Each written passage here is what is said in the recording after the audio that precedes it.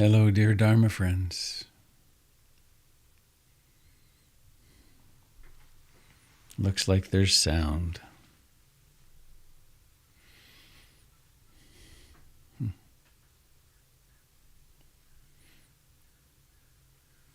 I was trying to get my grand entrance to work, but it didn't work so far. But I'm going to try one time with this on here.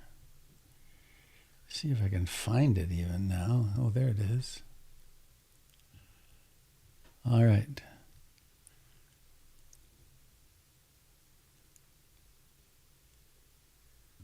Here it comes, I hope.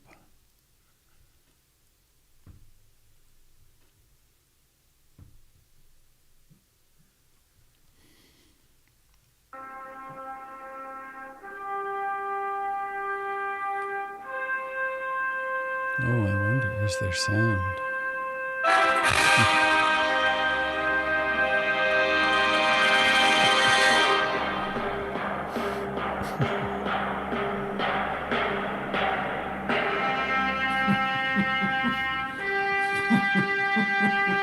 Hello.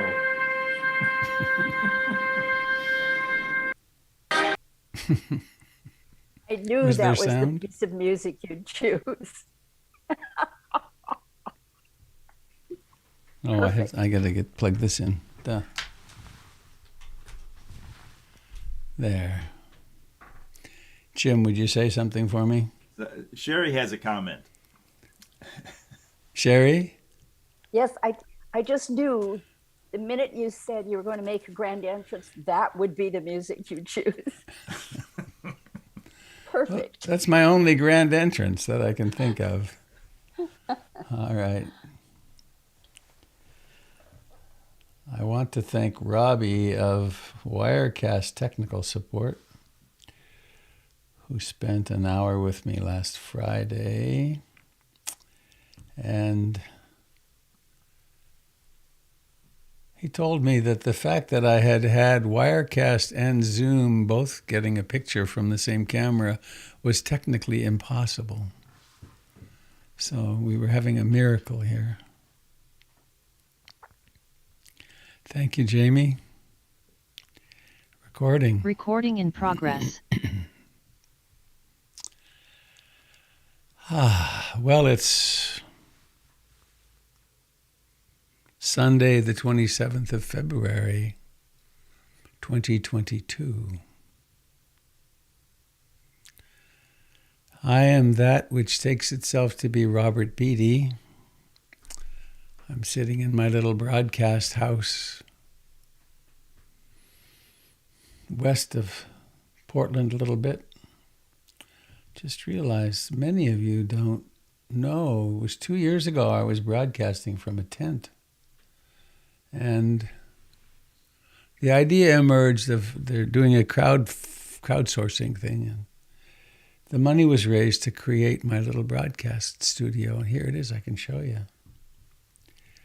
It's quite lovely. Quite a, let me make this bigger. Those of you on Facebook won't be able to see this. Please join us on Zoom and you would be able to. So here we go. I'll share my screen. Share. Here we have it with Dobby the Wonder Dog waiting at the door. This is from really my back door of my home. And this is what it's like when you open up the door to go in. It looks like this. There's a lot of wires. It's kind of complicated. There's two screens, two video screens.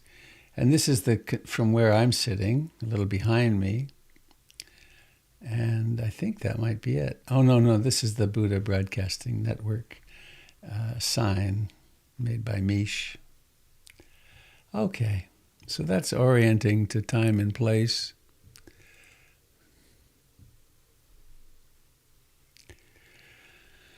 Portland, Oregon, United States of America, 2022.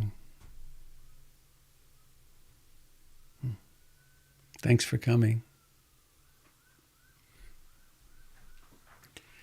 I have a poem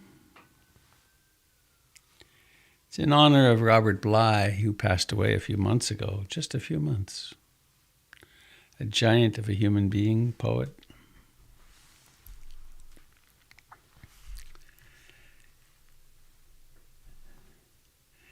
It's called Things to Think.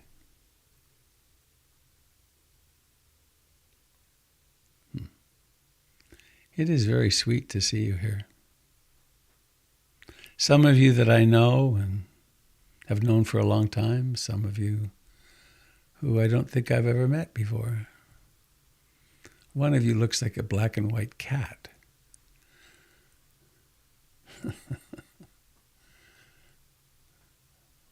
So it's Jonas. Okay.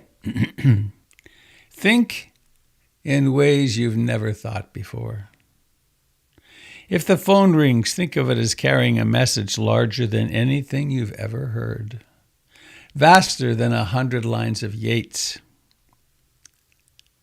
Think that someone may bring a bear to your door, may be wounded or deranged, or that a moose has risen out of the lake, and he's carrying on his antlers a child of your own whom you've never seen. When someone knocks on the door, think that they're about to give you something large, tell you you're forgiven, or that it's not necessary to work all the time, or that it's been decided that if you lie down, no one will die.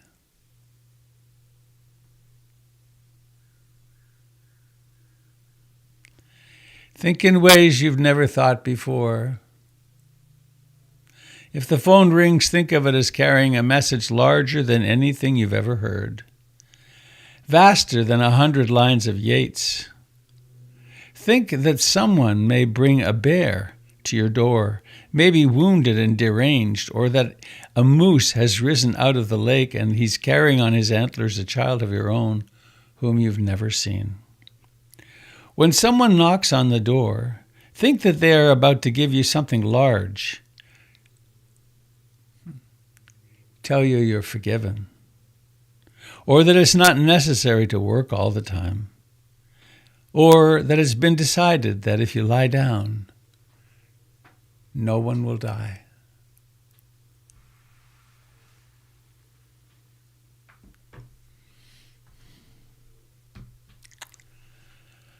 I'm going to post on my website today, on the blog, a link to a little booklet that I was given 49 years ago when I was on a retreat and I was freaking out. And my teacher handed me this little booklet called The Power of Mindfulness by Nyanaponika. And I'm looking for something right now. Here it is. By way of beginning,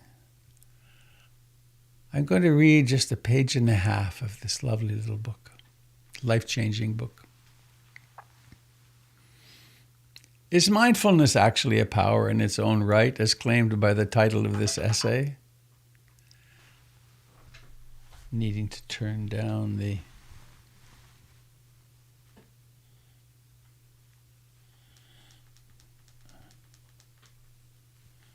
All right, see if that'll do it. Is mindfulness actually a power in its own right, as claimed by the title of this essay? Seen from the viewpoint of the ordinary pursuits of life, it does not seem so. From the angle of mindfulness or attention, from that angle, mindfulness or attention has a rather modest place among many other seemingly more important mental faculties, serving the purpose of variegated wish fulfillment. Here, mindfulness means just to watch one's steps, so that one may not stumble or miss a chance in the pursuit of one's aims. Only in the case of specific tasks and skills is mindfulness sometimes cultivated more deliberately. But here, too, it is still regarded as a subservient function, and its wider scope and possibilities are not recognized. Even if one turns to the Buddha's doctrines, taking only a surface view of the various classifications and lists of mental factors in which mindfulness appears, one may be inclined to regard this faculty just as one among many. Again, one may get the impression that it has a rather subordinate place and is easily surpassed insignificance by other faculties. Mindfulness, in fact, has, if we may personify it, a rather unassuming character. Compared with it, mental factors such as devotion, energy, imagination, and intelligence are certainly more colorful personalities, making an immediate and strong impact upon people and, oops-a-daisy, and situations. Their conquests alone are sometimes rapid and vast, though often insecure. Mindfulness, on the other hand, is of an unobtrusive nature. Its virtues shine inwardly, and in ordinary life, most of its merits are passed on to other mental faculties, which generally receive all the credit. One must know mindfulness well and cultivate its acquaintance before one can appreciate its value and its silent, penetrative influence. Mindfulness walks slowly and deliberately, and its daily task is of a rather humdrum nature. Yet where it places its feet, it cannot easily be dislodged, and it acquires and bestows true mastery on the ground it covers. Mental faculties of such a nature, like actual personalities of the same type, are often overlooked or underrated. In the case of mindfulness, it requires a genius like the Buddha to discover the hidden talent in the modest garb and to develop the vast inherent power of that potent seed. It is indeed the mark of a genius to perceive and to harness the power of the seemingly small. Here, truly, it happens that what is little becomes much. A reevaluation of values takes place. The standards of greatness and smallness change.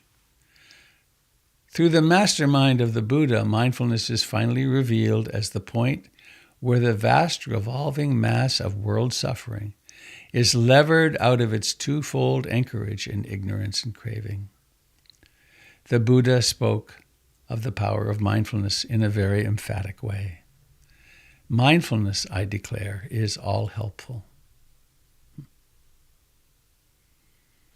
I love that passage.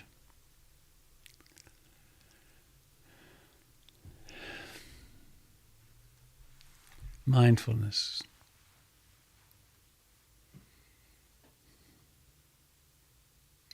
That which knows.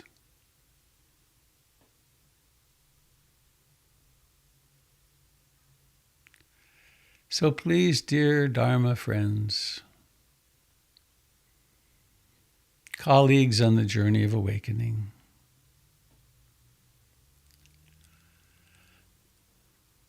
let's do something revolutionary. Let's stop.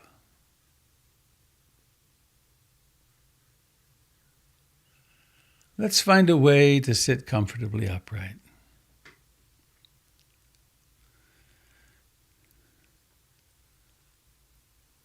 I encourage you to put away your coffee. It can wait till after meditation.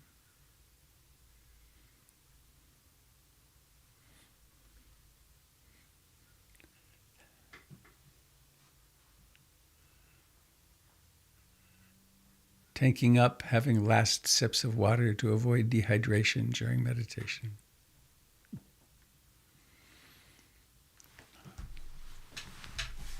Turning electronics off. I still have to do that with this one. There, gone.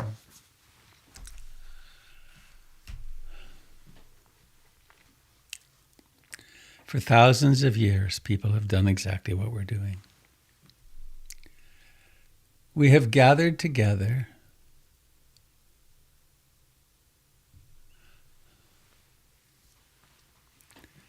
we have reminded ourselves of the refuge in the Buddha, the Dharma, and the Sangha.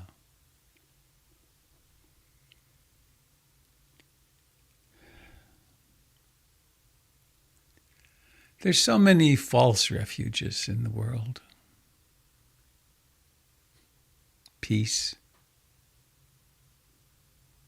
health, wealth, great vacations. family, children. And they all exist in time. And they are contingent, they're dependent upon other factors.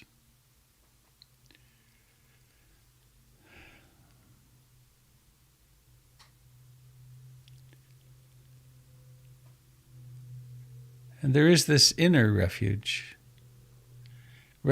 in being awake, in becoming the Buddha, in realizing that we are that which knows rather than any of its objects. So we take refuge in the Buddha, in the Dharma, in the way things actually are.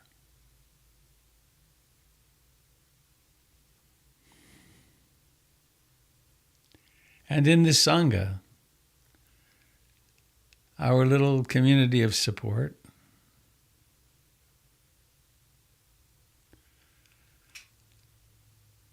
And perhaps, certainly, with greater security, taking refuge in the lineage of our teachers and those who've gone before us. The inspiration of tens of thousands, millions of people who have practiced and found varying degrees of freedom and safety.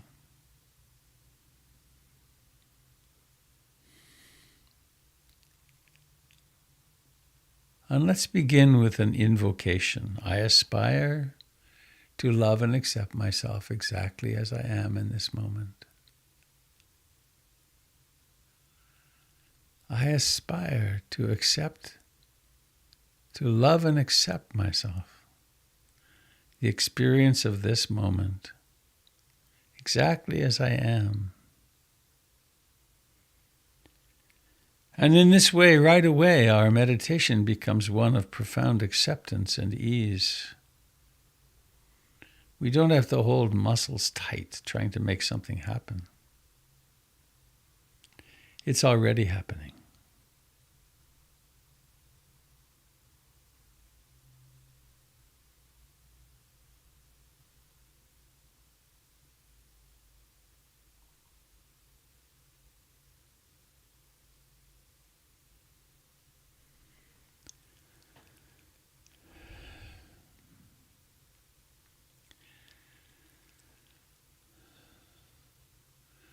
And what is it that exists in this moment?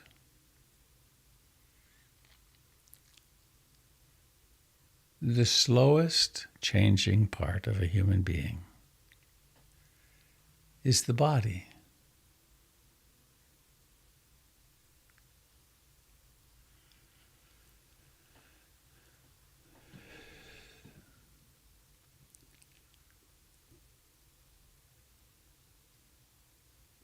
And so we cultivate mindfulness of body.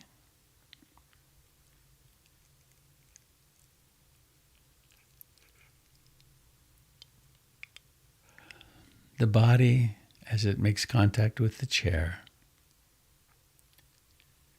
as it exists in warmth and coolness.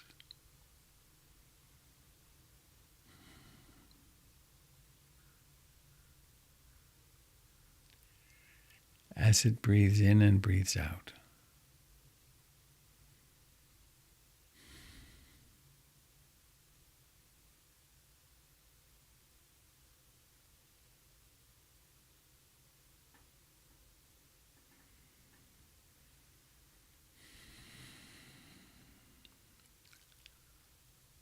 And we're not conjuring up an image or fantasy of the body. We're actually connecting with the sensations of life that are the body.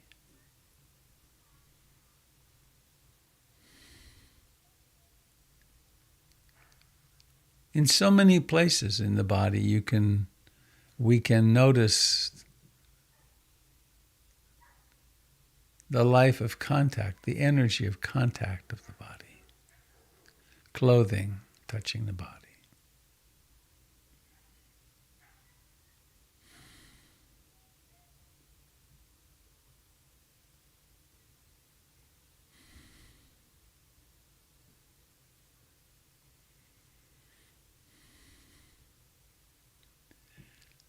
We can notice the aliveness of feet and legs, of the hands and fingers.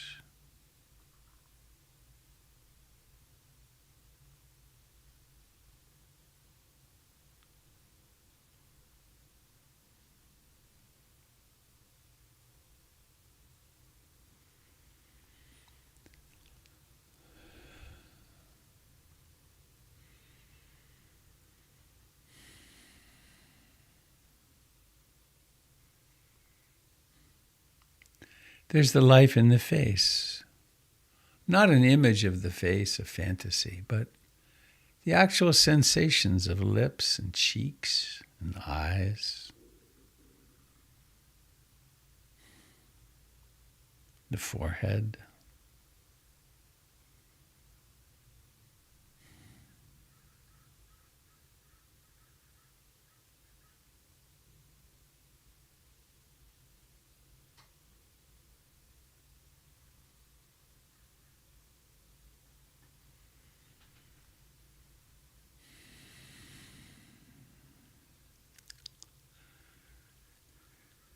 And a time-honored practice, training practice, foundational practice is heart-mind fullness of the in-breathing and out-breathing of the body.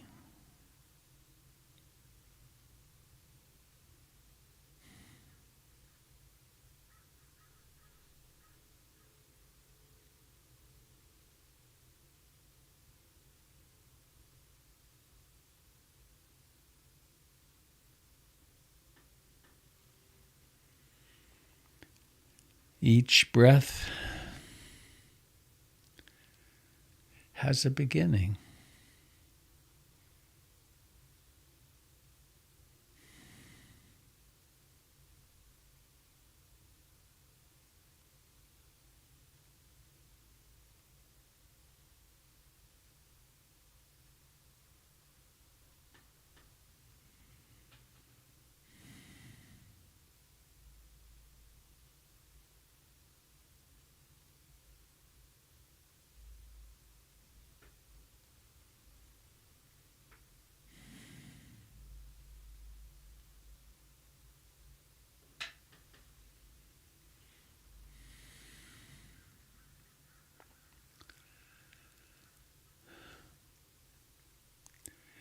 Having mindfulness of breathing as a home base helps illuminate everything else that happens.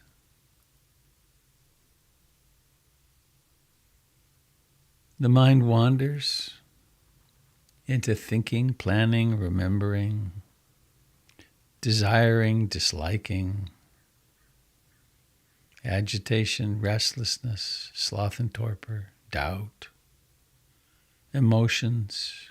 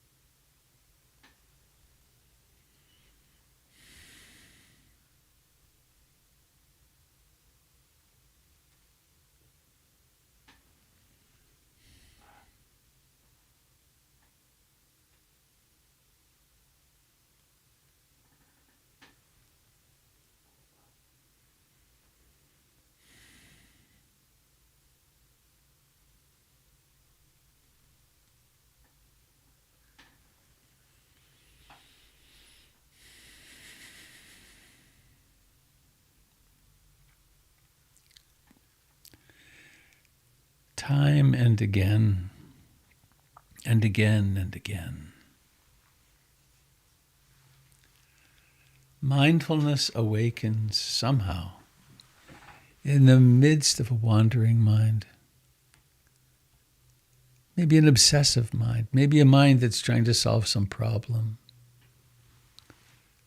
Maybe a mind of remorse. The content doesn't matter. What matters is that this mysterious awakening happens. This knowing that thinking is happening, that knows there's aliveness in the hands, that knows the sound of this voice as hearing.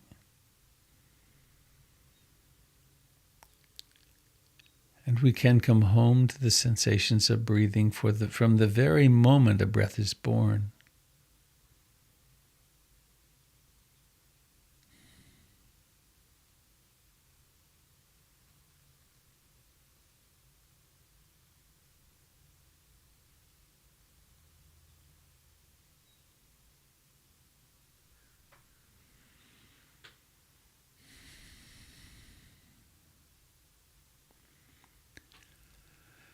Sometimes it's helpful to use a noting technique from the Mahasi Sayadaw in Burma.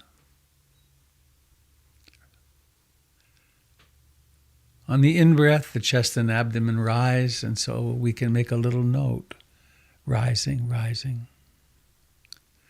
They fall or collapse.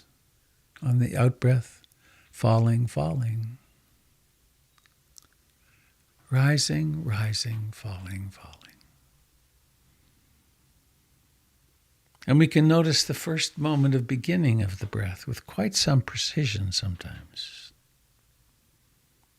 We can notice the moment when breathing in ceases and breathing out begins.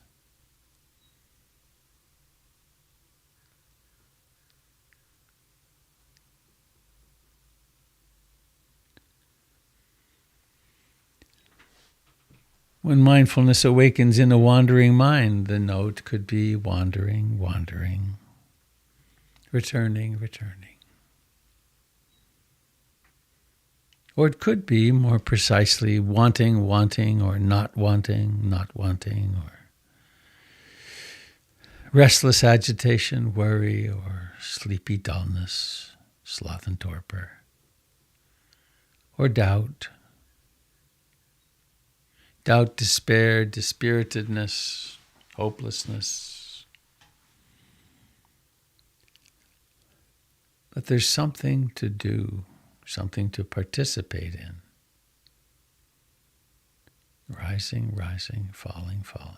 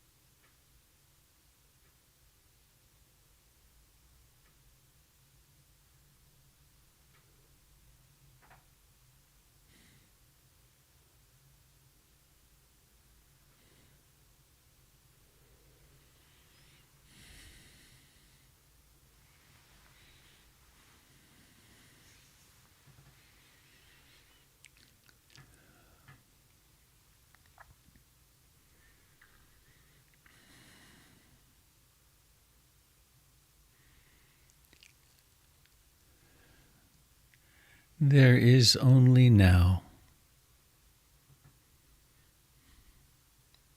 The past is a class of thoughts that exist now. The future is a different class of thoughts that exist now. So what is alive now? The mysterious awareness, which is the awakening Buddha.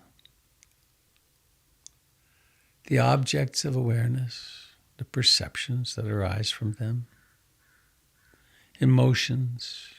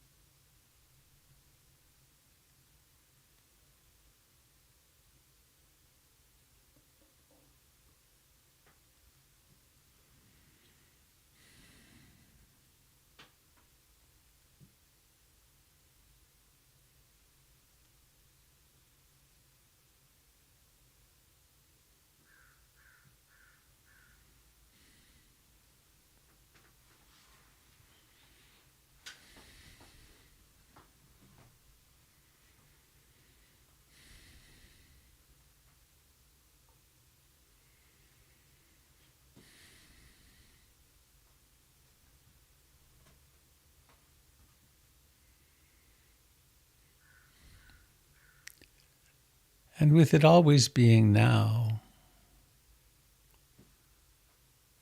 we are always a beginner. We are always starting now.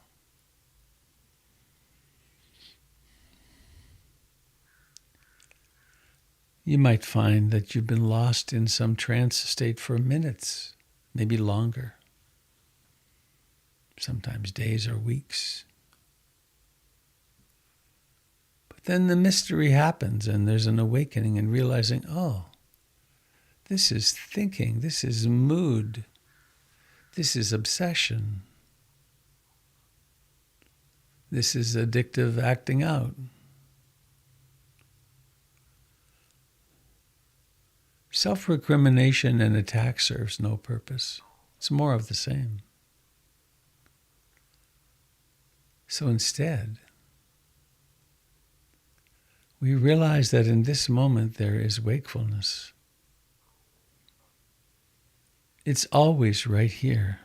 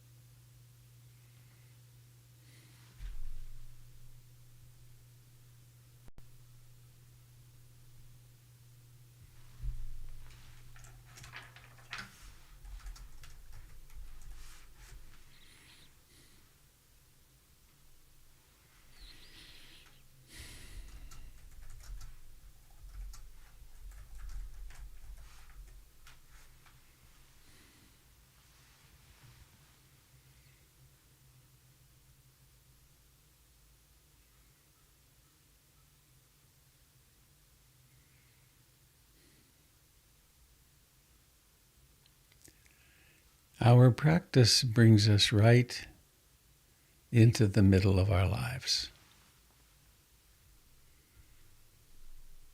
It's not an escape from life.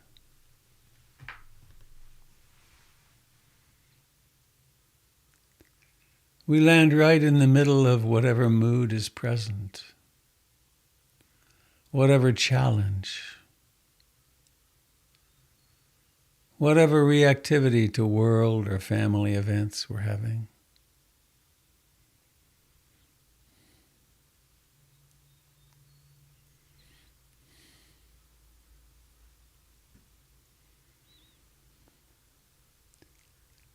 That's actually why so few people ever really persist and go deep in meditation.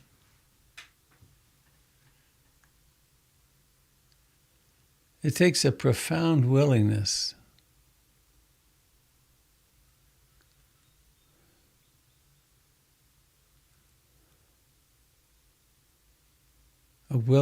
to be with what's true.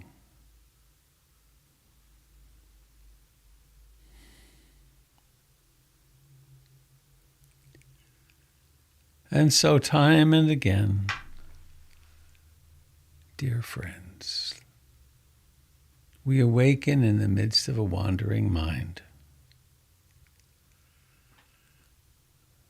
We discover that our hip is hurting, or our back, or that the pain of a life situation is profound.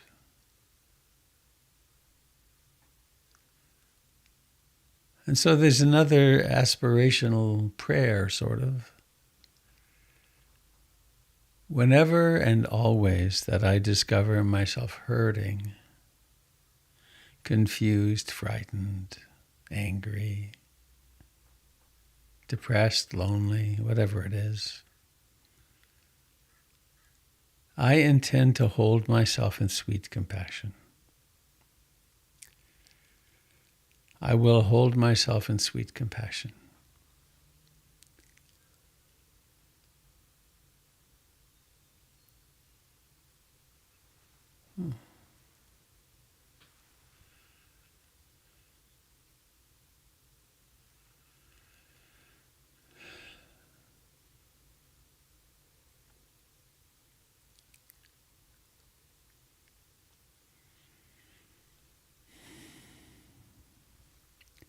And each breath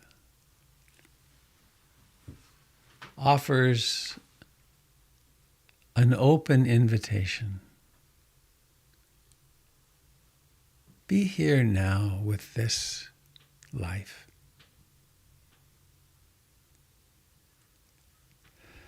Be here now.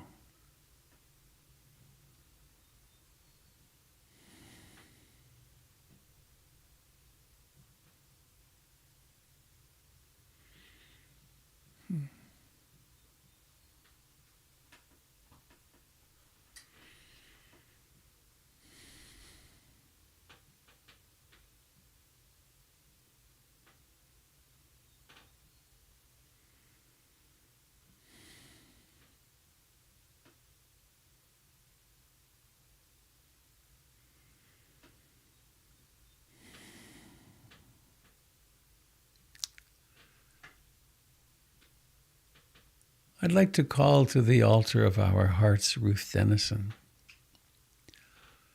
Yesterday was the 6th anniversary of her passing.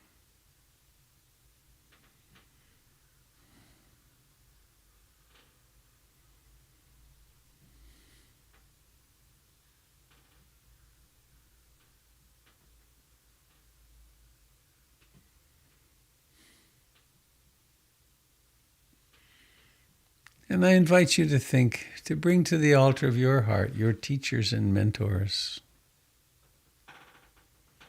You've had a lot. You wouldn't be here if you hadn't had some profound teachers.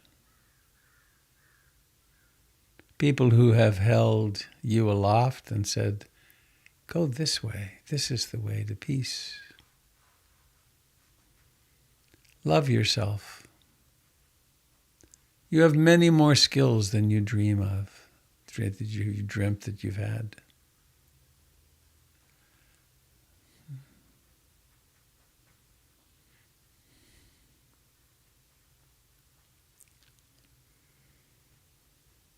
And please now notice where your bottom touches the chair.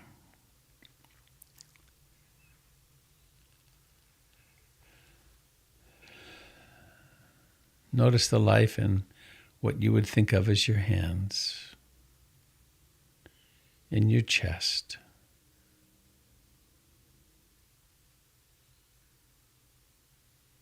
In the throat and the neck, in the jaw, in the tongue and lips, in the cheeks and the eyes.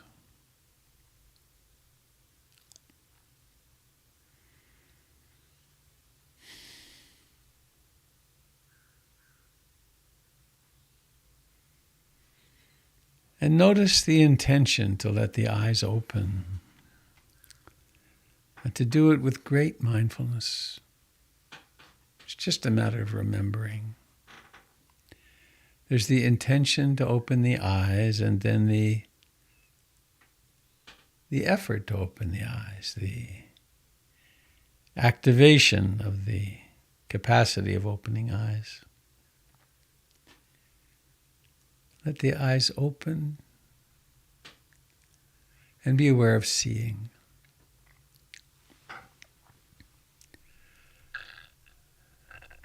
And we can see each other.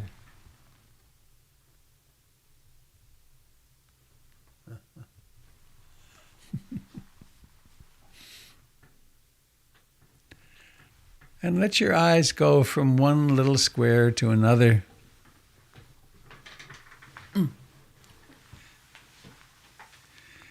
These are real lives here, real human beings.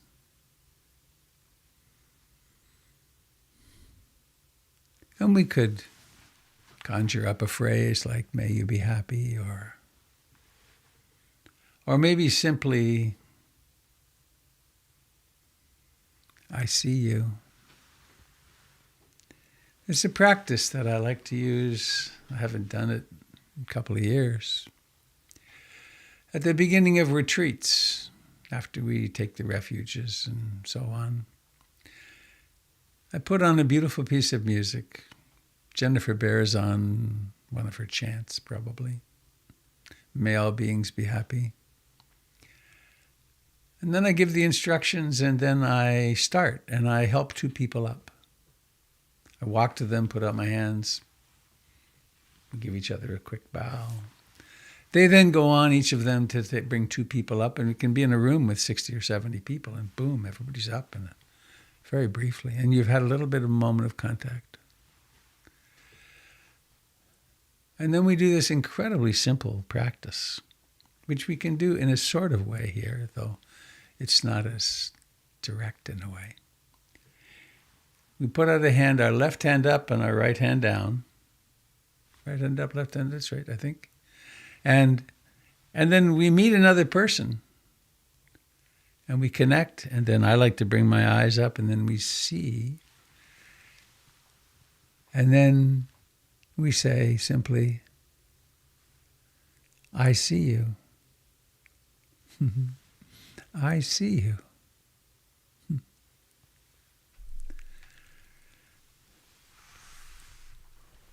So pick a someone and see them. They're a one of a kind. It's kind of fun having the hands up here. It's a little awkward in my case. Let's put out the hands from our hearts. I see you. Oh, that's a good one, the heart touching. I see you. How exquisite you are.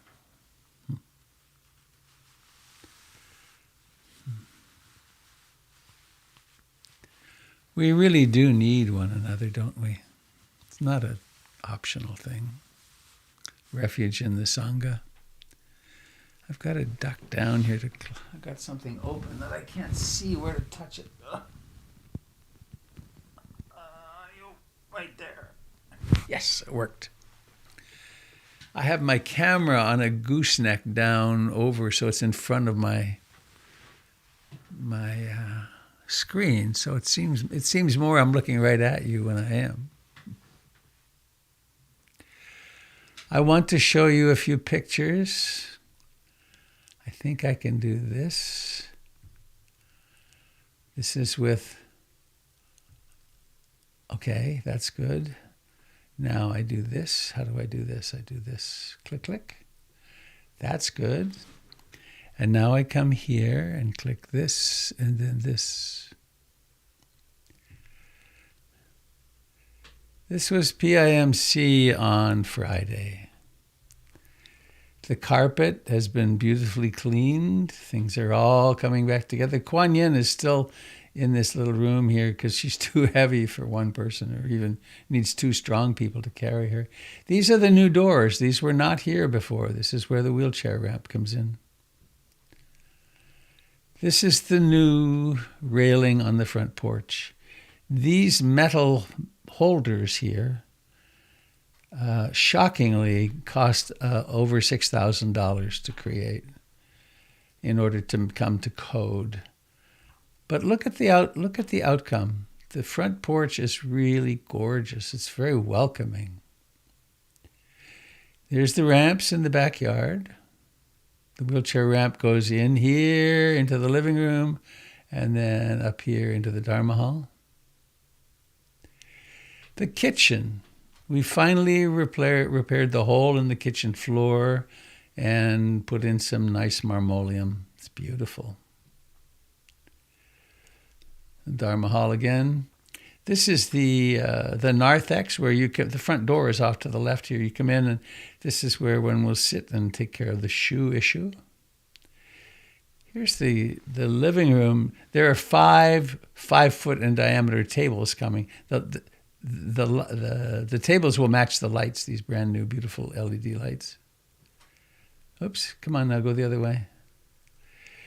This is the living room looking over toward the coffee and tea area. Those of you that were familiar with it before will see it's radically different. This is that side of the room with one of the new couches, which are comfortable. And back to the Dharma hall. Here's the kitchen again. Here's the living room. This is the teaching area used to be here, but we've changed it over to another corner. I want to thank Marla and her friend, whose name I've lost, who pulled this together in a beautiful way. Oh, and this is the plaque. You'll see this when you go. This is a picture of Ron Nato and myself.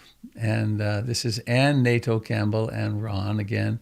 And this is Ron in China at a very famous Buddha. Ron came to see me when he was diagnosed with terminal, I need to change something here. How do I do it? I go to this, I click on this. Ah, that's good. And then I go back to this. Wow, impressive. He was dying of pancreatic cancer. And he asked 2 cancer docs up on the hill who he should see to help him die consciously. And they both pointed my direction, so I got to meet him. And we met almost weekly for over a year. And he was something else, something to encounter. For a person, I mean, he was already a philanthropic, amazing physician who had trained many, many physicians in Portland. And he came from the Nato family. Some of you know of Nato Parkway here in Portland. And it's a very wealthy family that's done huge projects, good projects for Portland. Anyway, he heard our dilemma that we started to build a wheelchair ramp and then it turned into this huge seismic upgrade and everything. So anyway, he and Ann Nato Campbell each gave us $250,000, which made the project possible.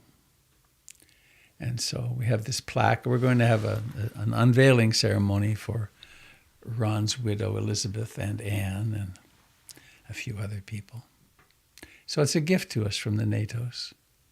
Our beautiful Dharma Center. It's so gorgeous. I love walking through it now. We are looking to open probably the middle of March. Our mask mandates look like they're going away on, I believe it's the 17th of March. And so we're thinking to wait till then. It's going to take us a while to get everything together anyway. The tenants are back in, so starting March 1st, we start getting rent again. That was a huge hole in our income. So that's to come. And please be reassured, those of you that are at a distance, we're going to do everything we can to be, what's the word? Hybrid. We're going to be a hybrid. We'll have big batteries in the back and inclusive. There we are. Yeah. So, Jim, are there announcements that I have overlooked? I need to focus back in on them again someday soon. The Be Queer Now group will be meeting tonight at 6:30. Right. And then we have the usual lineup during the week. And then next Sunday, Kendall will be back with her first and third Sunday schedule. She's got a session at, I can't remember the time. 6:30. 6:30 also? Yeah. Okay. Okay, That's and how the month will start. Yep. And I continue. I'm back in the saddle on my weekday mornings at 7 o'clock, and that will continue. That will also continue when we get back live into the center. I mean, that's the plan. So, Jim, would you like to lead a little bit of movement mindfully? All right. Sounds good. And I'll be back after to do some more Dharma sharing. Very good. This.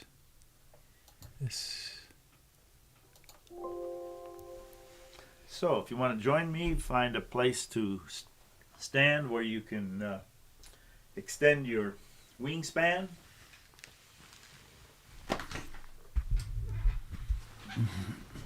Come to awareness of the feet and our connection with the ground we stand on. That may be barefoot or on a hard floor or a rug or whatever. Just notice what is the nature of the connection between your feet and the supporting structure below. And then move your heels off the floor and just come up on your toes. To know who you are and where you are. So we're going to be here for 90 minutes today. We'll be starting with... Something is happening here. I don't know. Then going... There we go. We just had a visit from the ethers. Okay, up on the toes and then hold for a second and then come back down. And notice how many muscles and tendons and bones have to shift and adjust when you come up on the toes and down again. And then moving your hips to the left and to the right. Again, there's muscles and nerves and tendons and ligaments all cooperating to maintain our upright position, even though the center of gravity can shift from from being centered on one ankle over to the other ankle. And that changes the pressure on the foot. It's below the center of gravity. Okay. So what we were doing with the imaginary beginning of a retreat where we stand with our left hand open to the sky and our right hand face down, and greeting one another throughout space, and then bringing our hands together and bowing. We could do that now. Just left hand up, right hand down, and pick one postage stamp. Make connection. May you be happy. And then bowing. Feel the palms coming together. The shift in your waist, in your spine. And then, because it's so abstract on Zoom, we can make it more real by stepping out and imagining someone you want to connect with, and just press gently forward and come back. With the idea of sending out compassion, loving kindness, joy, the joy of having a body that can be balanced back here on one leg. I always imagine it like I'm almost ready to sit on a stool, so my knees are soft. And then when I go forward, the other leg engages. As I engage, I send out loving kindness, and I receive when I come back. But feel the gradual shift of weight, the sensations in the bottoms of the feet, in the knees, in the hips, and the wrists, pressing, sending, turning, receiving. Switching sides, the weight is still shifting from one leg to the other, changing the sensations in the feet, in the knees, in the hips, turning the wrists, palms up, receiving, palms forward, sending out loving kindness. So there's a harmony in the movement. The mind has an intention to send out loving kindness and receive loving kindness. The body wants to dance with this, receiving with the whole body, sending out, giving with the whole body. When the center of gravity changes, it's as if the whole body is breathing out. The whole body is breathing in. There's this sense of agency when we put that center of gravity forward and back. And instead of having it focused on one person, we can step out and ease forward and then open like you dropped a rock in a pond and there's a ripple that goes out. So it's not just one person, but it's all people, all living beings, sending kindness out and radiating out. Taking a breath, sending out again. The harmony we feel in the shoulders, in the wrists, in the knees, in the ankles. The body knows how to maintain a rhythm. The rhythm of breathing, breathing out as we come forward, breathing in as we move backward. But the whole body is in this rhythm, shifting, little by little, sending, abiding in the spread across all beings. May all beings be happy. Back to the center. Pause. Turn your palms up and just feel the life in this standing form.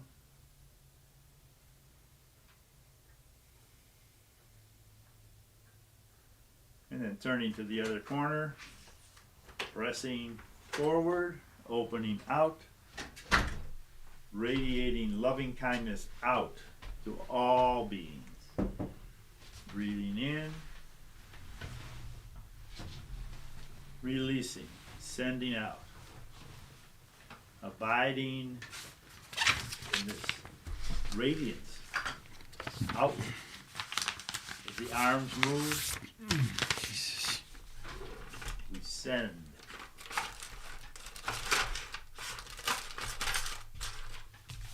Exhale. Inhale.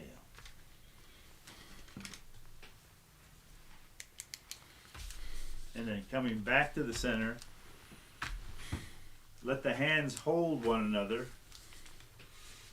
then rest. And then feel the quality of stillness, of resting, abiding with the quiet stillness.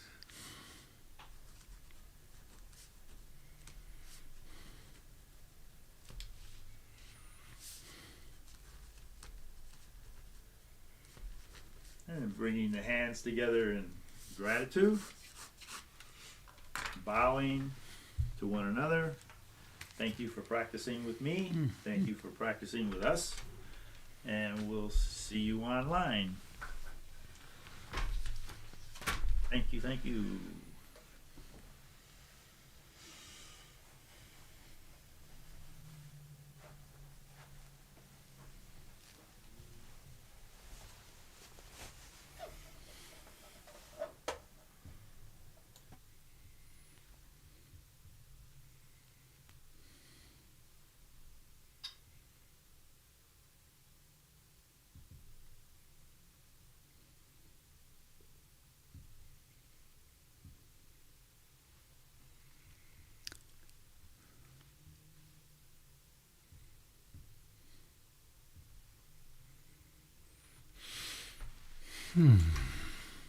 Hello, dear friends.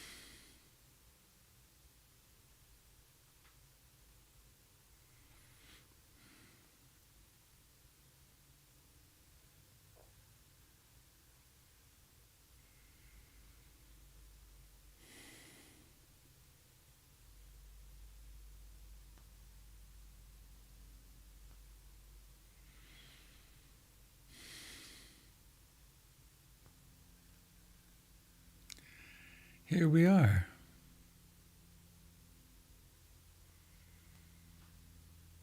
Oh, yeah. There's something else I wanted to announce. I am offering a live in-person retreat at Brighton Bush Hot Springs near the end of June, 5 days. And registration for that will begin tomorrow at 5 o'clock. Space is very limited. There are, I think, about 18 spots now. And so if you'd like to attend, I encourage you to look at the website, robertbeatty.com, tomorrow afternoon soon, and sign up. All the accommodations will be camping. There are tents on platforms. There's a place for a couple of vehicle campers and tent camping. Hopefully by the end of June. I mean, it could be very challenging and cold, but it could be nice too. I have another retreat coming up before that at the end of May at Hollyhock. And that registration is open for that.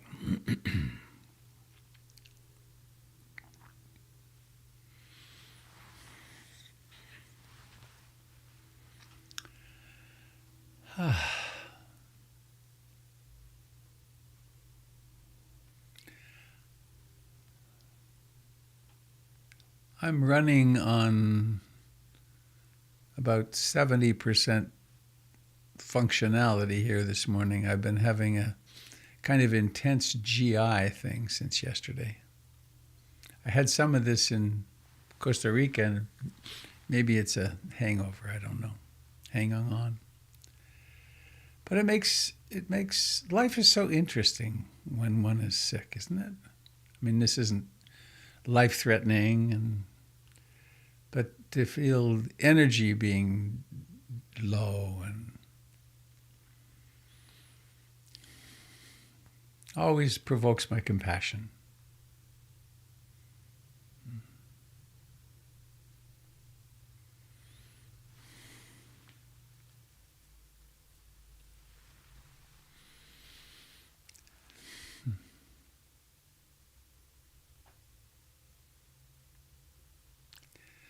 I've been following what's happening in Ukraine.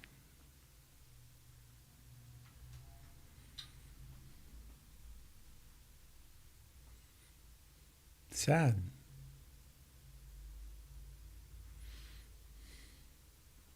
Throughout history, there have been madmen. I had the great privilege to travel in Turkey some years ago with my daughter for 18 days. We had 18 glorious days. And of course, the Anatolian Plateau is where the armies went back and forth endlessly. They went back and forth so endlessly that there are cities there. There's 100 of them. One of them, 1.5, have been dug out. And the one that we visited is called Derinkyuyu. It goes 100 meters down, and they could take several hundred people of the villagers, more than that even. And they could go down a tunnel sort of thing, and at the end of it there was a giant wheel, and you'd roll the wheel and seal it off. And they could stay down there for as much as 6 months. They had food and took their animals down, quite something. But anyway, I had a change of vocabulary. We're having a lot of changes of vocabulary about history and the way things are. There's this guy that we used to call Alexander the Great. He really should be called Alexander the Murderous Psychopath, because he left behind him a trail of catastrophe. And so it is for this sick fellow, Vladimir Putin. So our brothers and sisters, friends in Ukraine are fighting for their lives. What to do? I always have that question, what to do? Of course, it's happening elsewhere on the earth. Always is.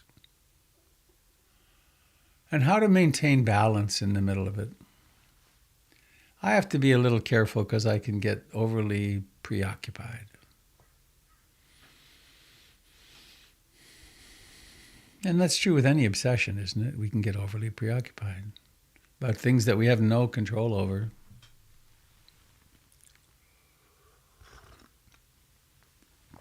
I had an interesting thought, just watching how the mind does this. This morning, I know that they're asking men in Europe to come and fight. That's an interesting thing. And no doubt many are. They're going. I'm glad I'm not there, and I'm not of that age anyway. Guy with a bad hip shouldn't be part of that. But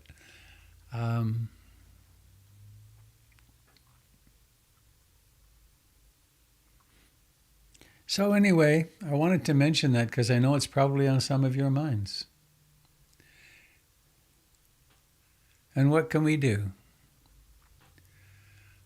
We can take responsibility for the aggression and love in our own hearts and minds and build on that.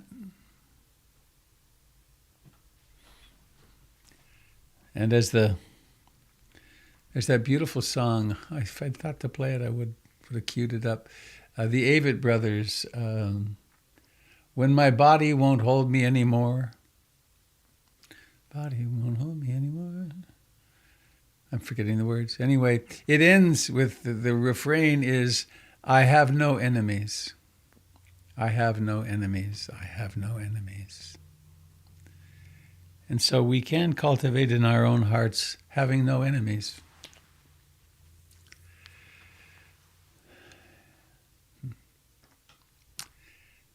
And the key to that, of course, is being able to see what's happening in our own minds, such that we can know when we're holding enemy images, so that we can cultivate more wholesome factors.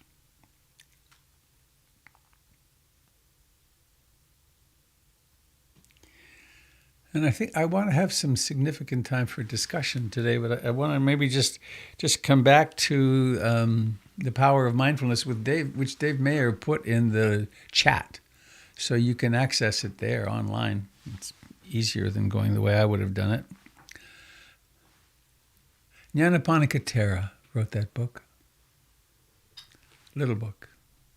It's actually almost a summarization, a précis in a way, of his amazing book called The Heart of Buddhist Meditation, which is a book on the Satipatthana Sutra. I met Nyanaponika Thera. Who knew? I did that first 10-day meditation course in Bodh Gaya, India, and went to, afterwards, my girlfriend and I went to Sri Lanka, where we stayed with Richard Abaya Sekara, who was the founder of the Buddhist Publication Society. He took good care. Liz got quite sick there, and he took quite care of her, of both of us, really. And he told us about there was an old monk who lived in the woods, about 2 miles outside of town. We took a taxi, and then we had to walk the last half mile or so. And there was a little cottage, and this old monk with a German accent. He was close friends with Carl Jung, Nyanaponika Thera. And he had practiced for years in Burma with the Mahasi Sayadaw. And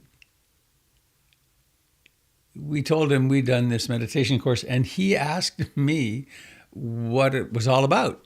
So I told him, which was ridiculous.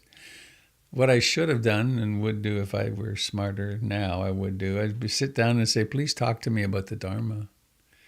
Because he was one of the great practice and translator monks of our time, of ever, really. So anyway, I was on the meditation retreat some years later and freaking out. And my teacher handed me The Power of Mindfulness. So there's just a few things I want to say about it. First is thanks for being here. Thank you for supporting me in doing this role, which is so very important for me and good for me. So he breaks the book down into 4 major categories. That mindfulness has some specific things that it can do.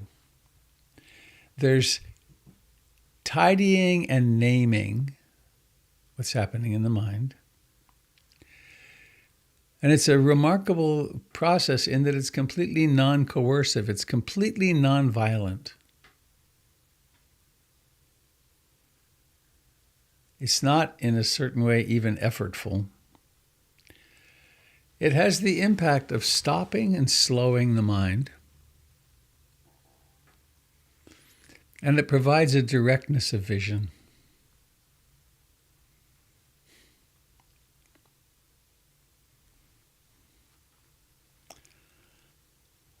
It's 51 years that I've been practicing mindfulness now.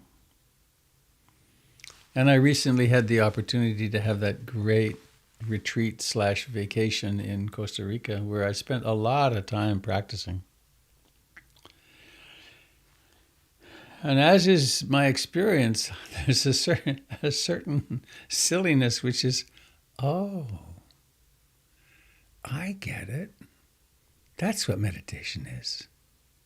It's like I'm finally getting it.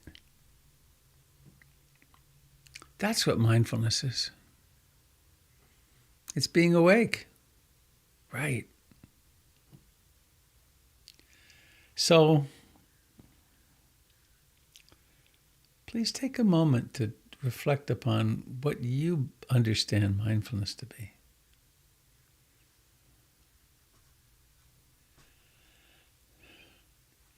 There's a very frequent, almost my favorite word in English, an almost ubiquitous, I love it, a ubiquitous misunderstanding that people think that mindfulness is actually concentration and tranquility, which is a problem because then when one meditates, one's always striving to get control of the mind as opposed to realizing, oh, this is how the mind is right now, which is mindfulness. So tidying and naming. The mind wanders off and goes off into thinking, planning, remembering, emotions, all those things. And mindfulness has, heart mindfulness would be a better translation of sati. But it has the capacity of somehow or another pulling things out of the background and therefore we can see them. One of my favorite things to teach is the 4 foundations of mindfulness with all its categories, body, feelings, mental formations, and mental phenomena. Really dozens and dozens of things to observe. Not that we can observe them all at once, but to know what they all are is very helpful. Because then when a mood, sadness or fear or jealousy or whatever comes up, we have that category and we can name it. And somehow in the naming of it, it gives us a little more agency or power with it. In the Power of Mindfulness booklet, he talks about how was it there? I may be wrong.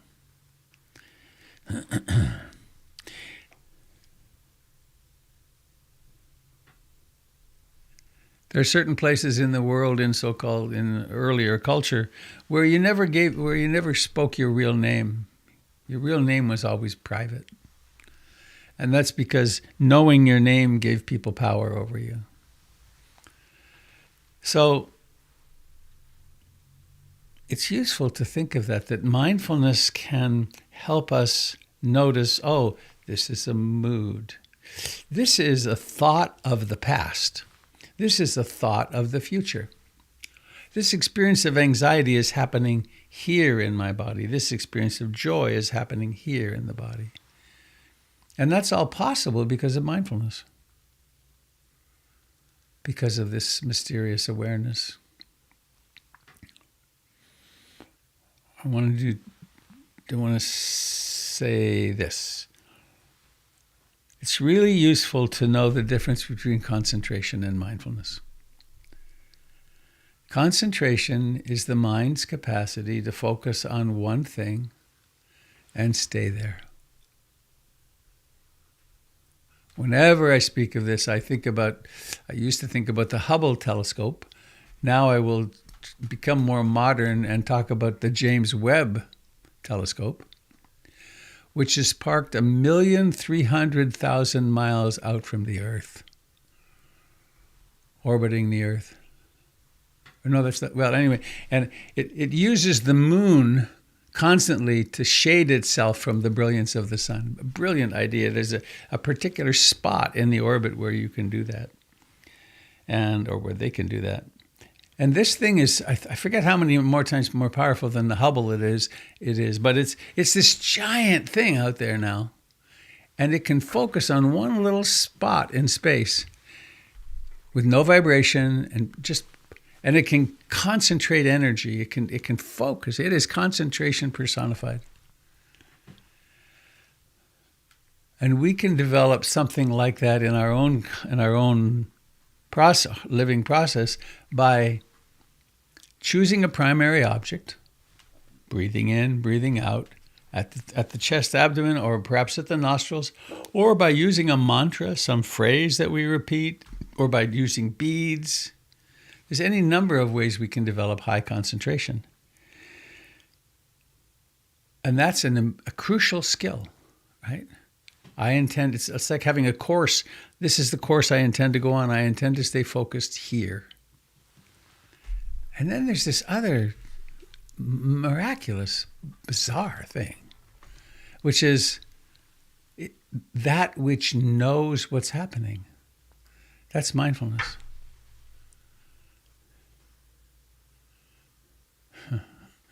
And it becomes clearer and clearer to me. There's only one of those, and that's the consciousness of the universe, that we are. Mindfulness isn't personal. We cultivate it as if it were, or we think we cultivate it as if it were. But it's this consciousness that is. So, if we know about concentration, and we encounter a practice as beautiful and simple as mindfulness of breathing, I have the intention, I'm going to concentrate on the breath. I'm going to stay there through in and out, again and again and again. And then, of course, the mind wanders. And then this miracle happens, which is awareness notices it, mindfulness notices it. And then there's the choice. We can develop we can choose whenever I, quote, discover the mind wandering, no matter what it is, I intend to relinquish the contents and come back to the breath and dive in deeper into concentration. So there's this dialectic between these two. And like hand washing hand, they strengthen each other. This is a very unusual undertaking for human beings. Almost nobody does this. Right? Ram Dass used to call the universities, where he taught a lot, the universities were the temple of the worship of the rational mind. This isn't the temple of the worship of the rational mind. This is the temple of the practice of consciousness. /love/compassion.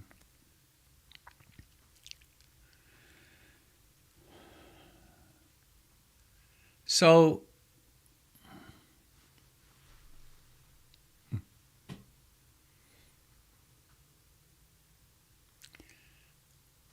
5 months after my first meditation retreat, I was finishing the trip and then heading back overland toward Europe with my girlfriend. And we were separating when we got back, and that was all very difficult. We were in Goa. It's a little beach place that was full of hippies way back when. I don't know what it's like now. Beautiful beach place on the west coast. I don't know, quite a ways south of big city. Anyway, and something happened between us. And we would have had a fight if we let ourselves fight, but we never had a fight.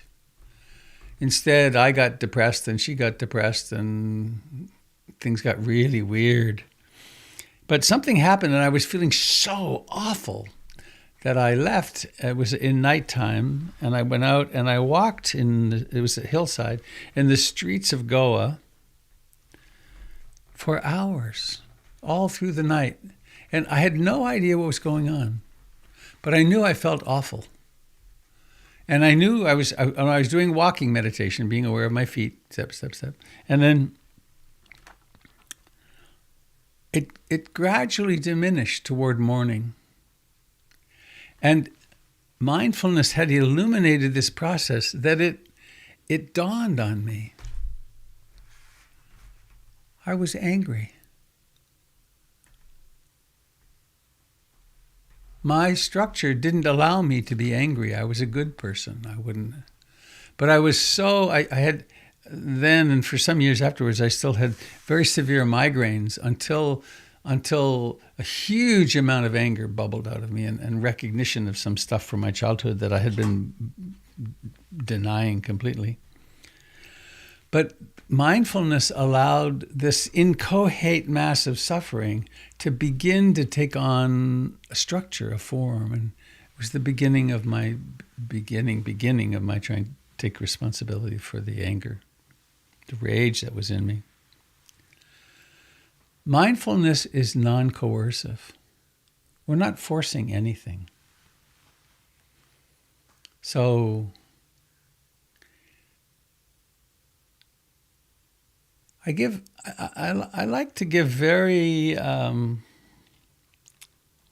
permissive instructions for meditation. Way more. If I listened to what I did 20, 30 years ago, it would be totally different. In fact, there's a couple of the meditations on the PIMC website are the meditations from 20 or 30 years ago. I should get them off there, I think.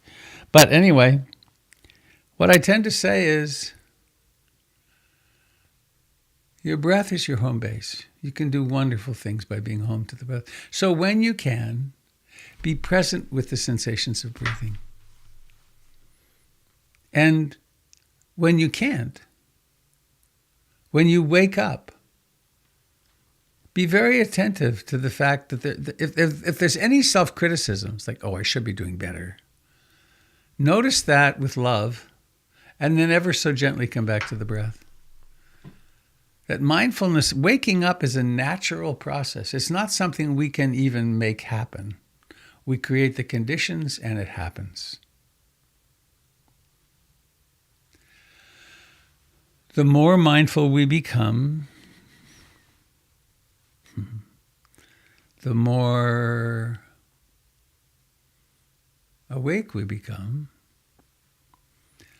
the more we notice thoughts as they start, the more we notice obsessive thought streams as they go, and they start snipping. Right? They start being. Oh, I saw a cartoon many years ago in the Buddhistische Haus Frönau in Berlin. I was there setting up a lecture tour for my early Buddhist guru. It's got a person's head. And then the eyes are sort of looking up. And there's a balloon. There's like a string and then a balloon. And in here is worry, planning, money, sex, etc.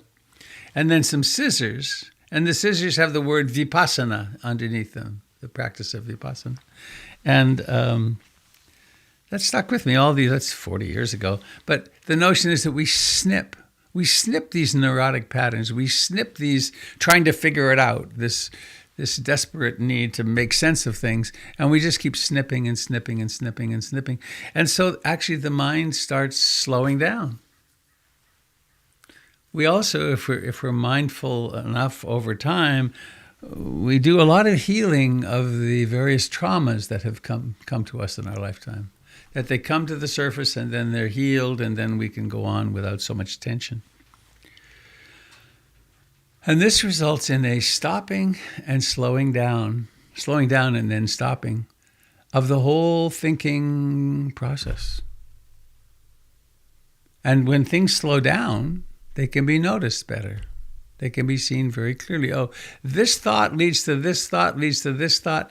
Now that's predictable, right? Here's my little abandonment boy getting provoked again. Or, oh, here, look, I'm watching too much news and I'm starting to get anxious. Well, that's pretty obvious, right? Now I can notice it. Or the phone rings and it's a particular person with whom there's conflict or something. And, oh, look at that. There's this is what's happening. It's very impersonal. And then the fourth characteristic that Nyanaponika talks about in that little booklet, he calls it directness of vision. That when the mind slows down, when we become more and more adept at the non-coercive turning toward, we can then summon, in a way, or they start becoming apparent to us, the Buddhist teachings about the Dharma, about the way things are. And for instance, we start noticing everything's changing. It's one thing to have a theory and be trained. Yes, anicca, not permanent, is a truth.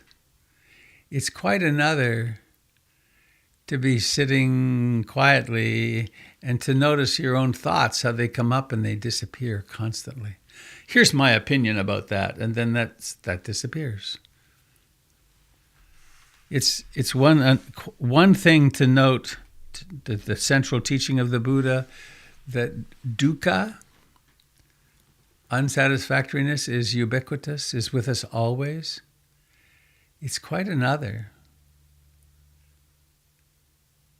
to tune in, even in the most pleasant moments, and realize there's something not quite satisfying about this. As Ruth Denison put it, Dalink, there's always a leak in the canoe. So this is that directness of vision. And also that most challenging, in a way, and also most liberating teaching from the Buddha, anatta, which means no soul or no self, not self. And we can start thinking about that. And as Ajahn Chah said, don't even think about it, it'll blow your mind, it'll blow your head up. On the other hand, the more mindfulness gets developed, supported by the other enlightenment factors, but the more it develops, the more we can notice how thoughts think themselves. So the truths, it's not a matter of studying intellectually more of the Dharma. It's about actually doing the practice and letting it become really apparent what it actually is.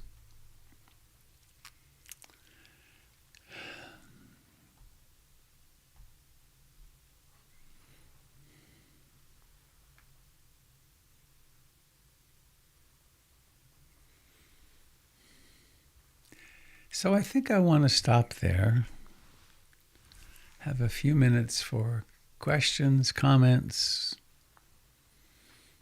discoveries on the truth of mindfulness being useful for tidying and naming, non-coercive, stopping and slowing, and providing a directness of vision. But just a comment, I guess, to finish, which is, we're in the deep end. We've kind of shot right by stress management and psychological and emotional health and well-being, which are marvelous goals. But here we are really in the Dharma with the serious questions of who am I and what am I, and how can I live a more loving and happy life. So to you, I invite you to just unmute and speak if you want to share something or ask something. Hi, Robert. I was hoping you could... Who is this? Where are you? It's Rob. I was hoping that you could talk a little bit about the difference or the similarities between mindfulness and the notion of the cultivation of a third-party observer. Ah. Where are you? I can't find you. Could you wave? That's not my fault. I don't have any control over that. Oh, there you are. I see you. Good. Well, if you didn't sit there like a lump, I could see you more. Wave your hand. Not all who wander are lost. So. Oh, that was a nice book, series. Okay. Many years ago, I was teaching and recording my talks on just, tapes. And I sent one to Ruth. And in the early years, the early 35 years, I rarely heard from her. In the last 8 or so years, as I became more responsible for her, I heard a lot more. But anyway, she called me and she said, "Darling, I'm listening to your talk on something or other, and there's something in here, it's not right. You're teaching them to develop an observer. This is not Buddhism. This is Gurdjieff. And it's going to be hard enough for them to give up their self without creating another artificial one. So we could say, and since then I've studiously avoided the witness or the observer. And so the way I understand it is the witness and the observer are concepts, ideas, that we can overlay on the fact of awareness, but they're not necessary for the teaching or the learning. And it can get pretty ingrained. It's like we're creating another fantasy self that's in charge of observing. And then ultimately that becomes transparent too. How's that? I think that makes a lot of sense. I could see it as a useful aid or a crutch, but at some point it would have to be left behind. And it's not necessary. It's a concept. Well, it's a concept. The path from getting to I, me, mine, to understanding the illusion, there may be some steps in the middle. Mm-hmm. Hi, Robert. Hello, Sangha. It's Eileen. Hello, Eileen. I don't think unexpected on this topic. One of the things, the reason I come every Sunday, try to come every, weekday. I know that I needed, as you were saying, to slow down and concentrate on my breath. And I come right back to feeling and horror and awareness. I'm aware of everything it triggers. I'm aware of every feeling I have. Oh, and I wanted to add that the reason I wanted to slow down is my being triggered and upset doesn't keep anybody alive in Ukraine. It doesn't help. What helps a little bit is contributing, and I did that immediately. And I did it to both UNICEF and through a Jewish contribution, organization. And for me, this isn't history. Well, it is history, but it's genetic. At the time of the European, the Russian Empire and all of that, like my grandfather said, we were Belarusian, which was called White Russian, which is Belarus now. But when I did some digging, we were also Ukrainian. And as Jews for 100 years under the Russian Empire, the pogroms were done by Ukrainians. And cooperation, none of my relatives were murdered by Nazis in Russia. They were murdered by Cossacks. And, the story as usual, there was somebody hiding in the woods when they were all shot and watching. And that happens, I guess, in every town. And yet that's interesting that I said that, but obviously that's how I feel. We have a Jew as the Ukrainian president, and none of these people, none of the Germans, none of the young people were born. There's no guilt on the hands of people who weren't active in these things. And yet today I had heard about it, but I read in full that person in Arizona, that woman who is now equating the exact thing was in Christianhood, we don't accept Zelensky as one of those globalists, which is the new term for Jews. So we're talking about today right here. And my heart breaks. And I have two very good friends who are Russian, one who's a member, well, we're not members, but who attends PIMC, and another who got out of Russia when they opened it for Jews. And their hearts are breaking, and they can't even deal with this. And all the Russians who are protesting, the Americans, and this is now, and this is real. And just like it's not the same as for African Americans, but there is generational genetic memory. And I think that's why from the very beginning, I've always had this understanding. And you said that you weren't brought up with anger. because I was born in 45, and we had a television when I was 3.5 because we lived in New York, in Brooklyn. And at a very young age, maybe 10, they must have been showing on CBS for some reason. I think of that. They showed the pictures from the concentration camps, and it's indelible in my mind, those bodies, skeletons in the wheelbarrows. Used to have nightmares about it.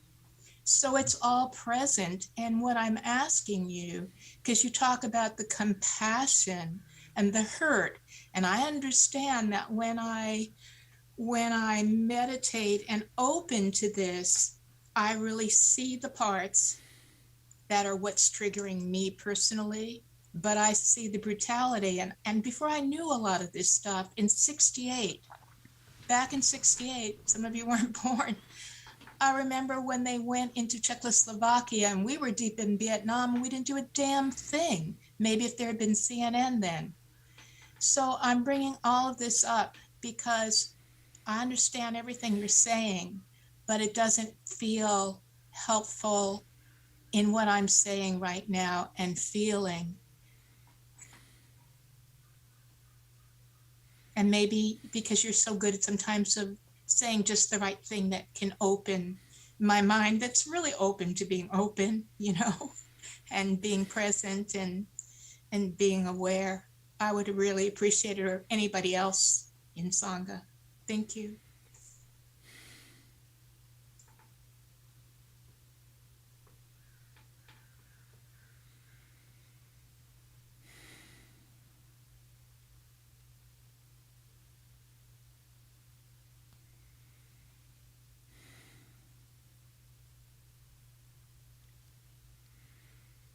When I was a monk for a little while in India, in my 20s, my teacher was a man named Bhikkhu Rastropal. Speaking of that, I haven't seen that picture at PIMC.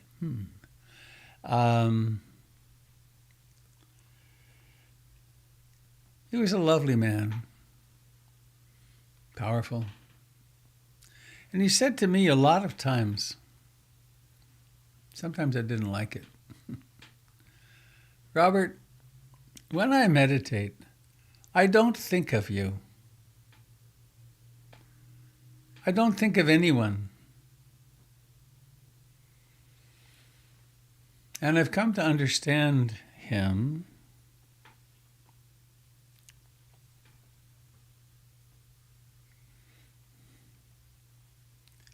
that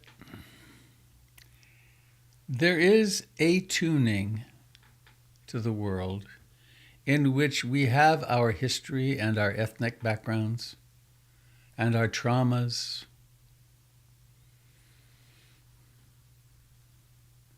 And we can and do imbue them with a lot of importance and a lot of reality. There is another tuning which I believe to be really crucial, which is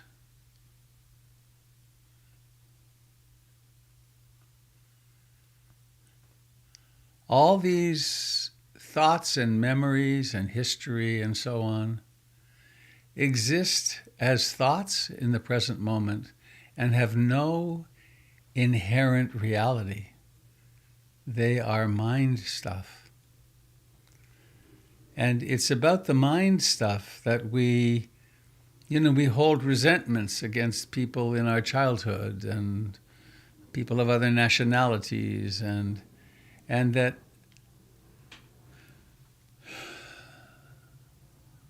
until and unless we become awake to the fact that we, by harboring resentment, hatred toward anything and anyone in the past, or blame anyone or anyone in the past,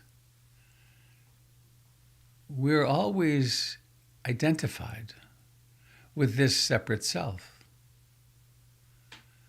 And as I slowly understanding, the core of the Buddhist teaching is developing a mind which does not identify with the past, which doesn't create meaning particularly from the past, but that is right here. And this is not a popular notion. This is anathema to many, to most. The more of an impulse toward activism we have, the less this transpersonal perspective makes any sense at all. So, the past is the present, and that's where I'm confused. It isn't the past. I'm not Ukrainian, and I would be there. Do you know what I'm saying? It's the present. It's this moment that somebody just died, and they're dying all over the world. Don't misunderstand. My heart breaks for Afghanistan, for everything like this. This is just, and I'm getting messages from other people. It's not excluding anybody, but it's saying right at this moment, it isn't Eileen. It isn't even my parents were born here because my grandfather escaped. It's a people. And I don't think because I'm part of the people, that's why I'm not religious, because I don't believe in any one, I just don't believe in it. So we are all one, but I also think that our personal history affects in how we feel. That's why I could never, as much as I feel, be an African American person, because I didn't live it. Their grandparents lived it. A man I was involved with for a long time, who was a Black musician, his father's legs were broken. He was a sign painter in Ohio, and two white people walked by and kicked out the ladder. Stuff like that, it's all real. So I don't know that you're contradicting that, but you keep saying the past. And if I were doing this and other people were feeling it, a year ago, and still I'm not like obsessed with the Holocaust or anything. It's just part of the past, as so is all the other history. But it's happening right now to people who are being murdered for no reason. That all makes sense to me. And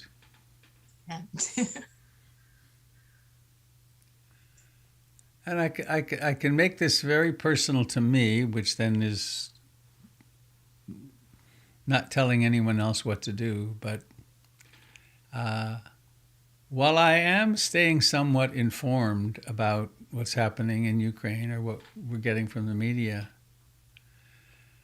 I also want at least an hour or two a day in which I completely pay no attention to that. And that in that time I find great peace, and I am not concerned about it at all. And with that, I can live a life which is, if it were a cause I would be involved in, I could be involved in it, but I wouldn't be doing it from a place of history or hatred. I would be doing it in compassion for what's happening in the moment. Let me say one other. There's a story that this question, of course, comes up often. And Jack Cornfield was in Ubon Ratchathani in eastern Thailand during the Vietnam War. And he had friends come through who were on their way to Hanoi, right? Hanoi was the other side, and they were Americans coming through to help the people of Hanoi who were being carpet bombed by the U.S. Air Force. And the Air Force was taking off from Ubon Ratchathani, where it was one of the two big air bases in Thailand that was used for the bombing of Cambodia and Vietnam. And he had friends come through who met him there, and there he was practicing very intensively as a monk. And they were saying, "What the hell are you doing sitting here on your ass? Why are you not doing something for the war? Come with us."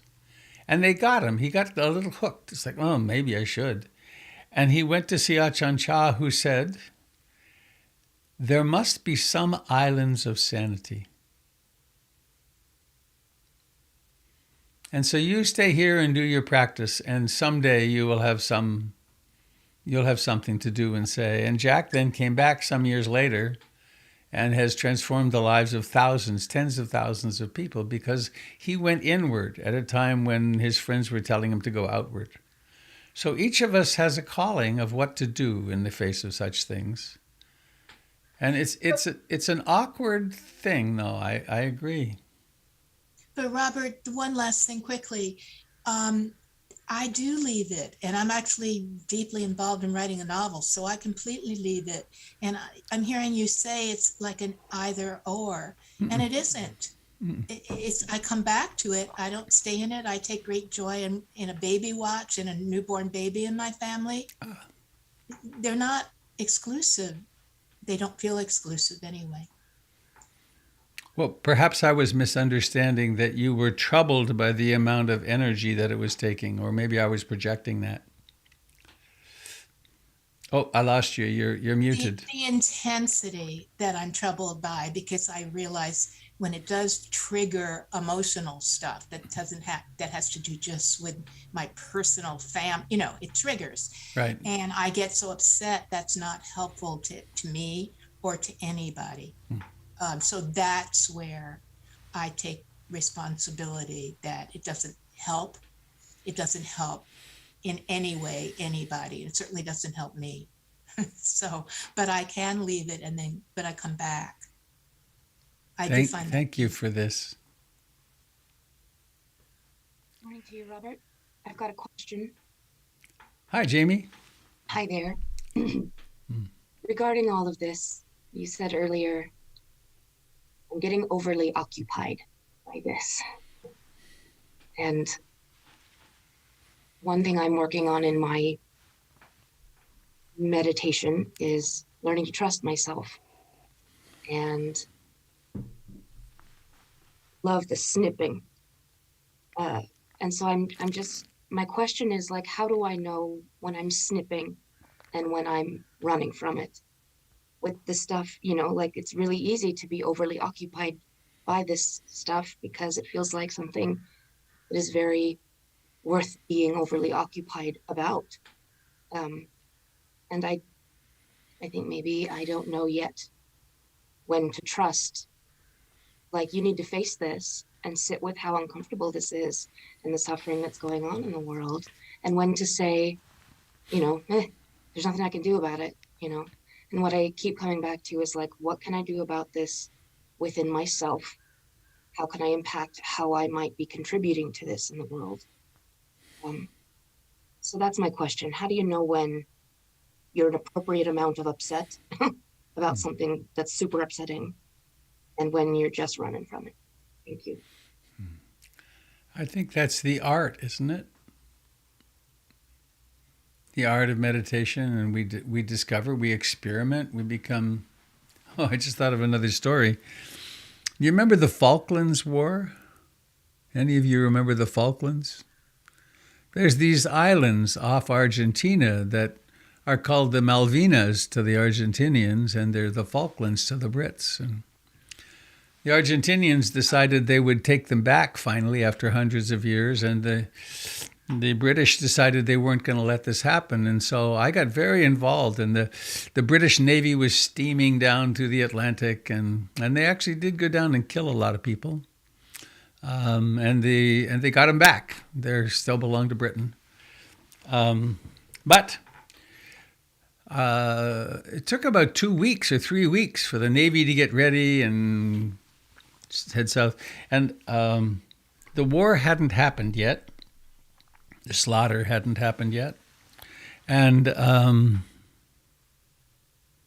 I went to see Ruth Denison. And I arrived at Dalmadina, and Ruth lived through World War II. She was on the ground in Prussia during World War II. She was captured by the Russians, treated very badly, raped more times than she could count. And she turned that into something important for the world. But I arrived and I said, I'm kind of excited about it. What do you think of the war? And she said, what war? And I said, well, the war that's coming in the Falklands. And she said, oh, darling, I don't pay attention to that. There's always a war somewhere. What I do is I have my center here, and we are extinguishing the roots of war through greed, hatred, and ignorance every day, all day, 24 hours a day. That's my contribution to peace.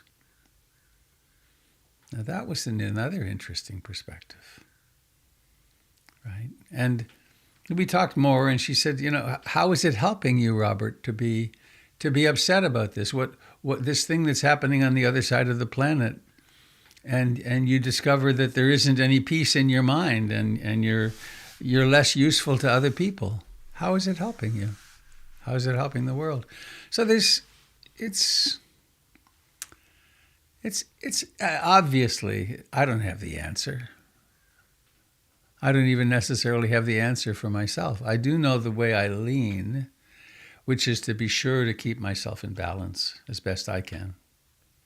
Because then the relationships I do have are rooted in more love than in greed, hatred, and ignorance. That's my... Who knows? I don't know. Robert, I have a follow-up question. It's Kat. Kat? Where's Kat? I am hiding in the bathroom in Seaside so I can talk without... Okay. Sort of a follow-up question. And I want to phrase it well. This has been a really rough news cycle. It's not just the Ukraine, it's also transgender children in Texas who are being told that gender-affirming care is child abuse. In Florida, the Don't Say Gay bill, where they're saying you can't talk about sexuality at all to kids. And as a person who identifies as a queer and non-binary person, it feels very personal and very close. It doesn't have the same, and as a Jew. And so I would say I'm wondering, and I'm working so hard to release these identities, like that is part, and also embody them at the same time. And so when it feels so deeply personal, like this stuff doesn't sound like something that, yes, the Ukraine is thousands and thousands of miles away, and a very wise person here really taught me that, it used to be, news used to be what was happening in the next village. News didn't used to be that you would know everything that was going on in the world, and our brains are not wired to be able to take all that information. And I get that. But I guess when it feels so deeply personal, how do you incorporate that into your practice and lose and keep the anatta while also still being a human, still being a person in this world? And I don't know if I worded that well at all, but I hope you understand kind of what I'm getting at.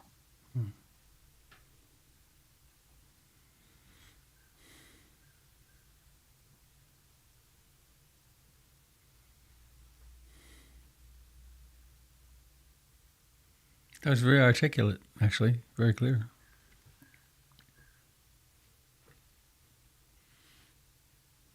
I think my aspiration is to do both.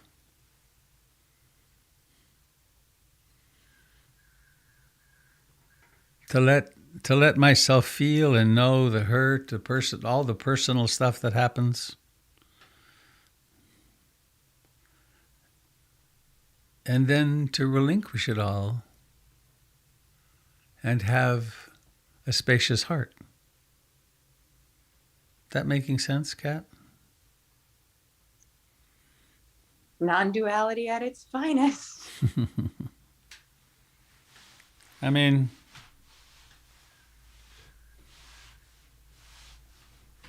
I think that really helps. Just, I think there's a part of, there is the temptation for spiritual bypassing with my own practice of like, oh, well, really, I have no true identity. So therefore, I don't have to feel this horrifying pain. Right. Knowing that kids who are just like me are getting persecuted and could be in danger and are going to die. Like, you know, how do I also feel the pain and also have the truth? And so I think, yeah, both and, not and or. You know, I had a couple of videotapes, a long time ago. No, it's just one. It was an interview a conversation, was supposed to be the first of three. Conversation between Ram Dass and Daniel Ellsberg. And it was at the time when we were more aware of the threat of nuclear weapons. The threat is as great now as it ever has been, but we were more aware of it then. So here's Ram Dass, and before his stroke, so he was totally articulate and so on. And he's talking to Daniel Ellsberg, who was the Pentagon Papers guy. And Ellsberg was really full of a lot of anger at whoever was the president then, and Ram Dass was being Ram Dass. And he kept saying things like, well, we have to remember that whoever the president was is also us. We're no different from that person. And this was very difficult for Ellsberg to take in. And then Ram Dass said the craziest thing, which was, so Dan, what if they did set off all the bombs? How do you know that would be such a categorically bad thing? And Ellsberg walked out. End of conversation.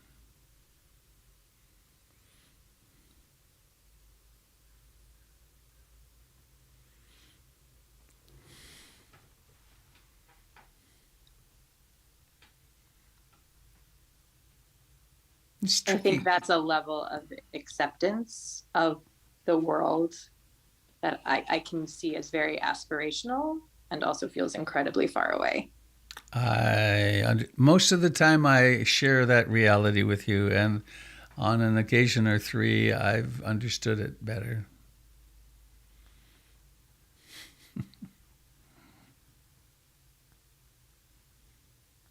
I guess since I'm talking about this, it's awkward. It's awkward. Sometimes, as I'm doing it, I think, "Oh God, you should just shut up, Robert." I was at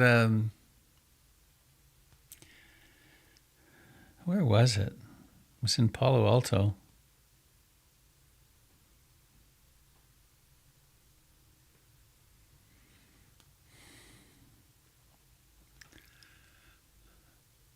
Oh, I think it's too far afield. Well, how you doing? Awkward, isn't it? I'd like to say something lovely and tie it all up in a nice bundle. And being a human being is very complicated.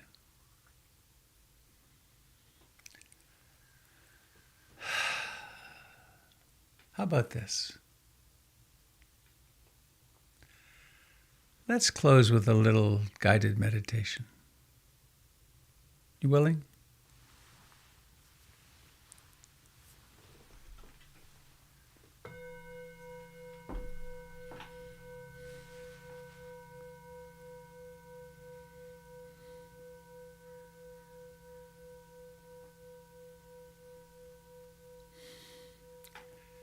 Please come home to your one-of-a-kind ever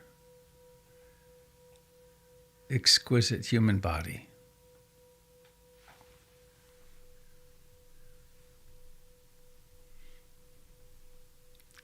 Notice how it breathes.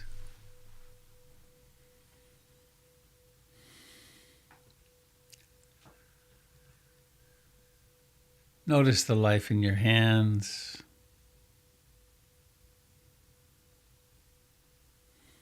In your face.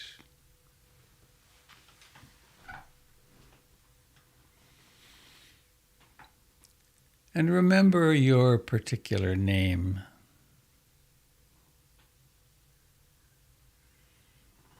Maybe say your name over a few times in the heart.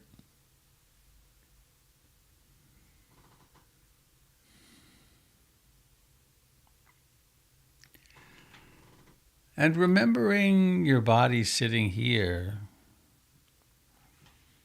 think about your present age.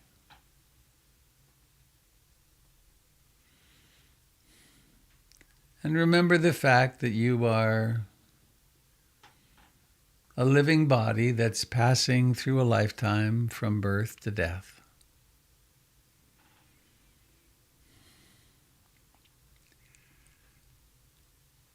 And take a moment to open the book,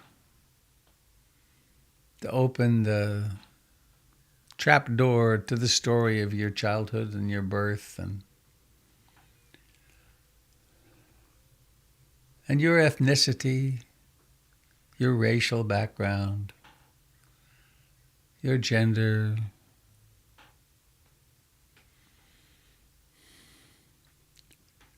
Remember some of the beautiful experiences you've had in this lifetime.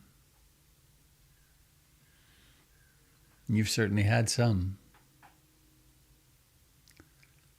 And remember part of your story, one of the things of your story where it wasn't so good, where there was loss or abandonment or betrayal or sickness or accident or something.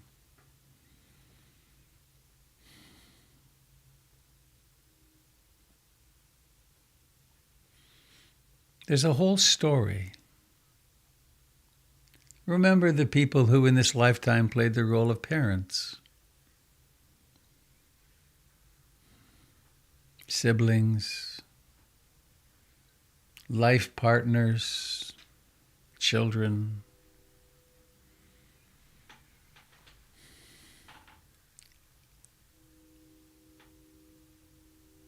And come back to right here, right now, and feel the body and its aliveness. Not through some filter, but really be here with bare attention in this next breath.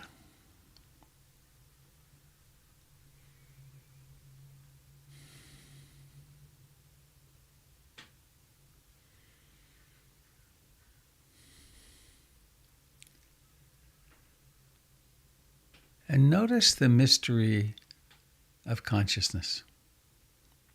We can't look directly at it, but it's here, isn't it?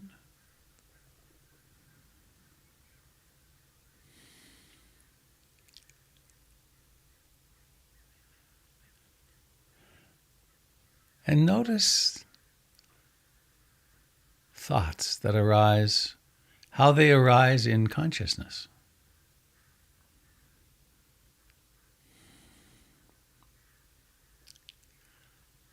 And maybe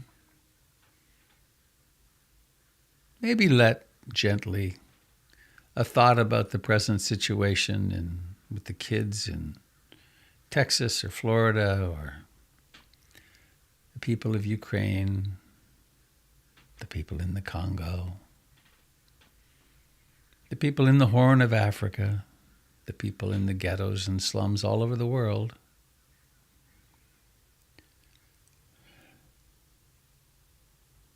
And notice this as thought. And this is a crucial distinction. What's happening right here is the body that sits and breathes. And then there are thoughts.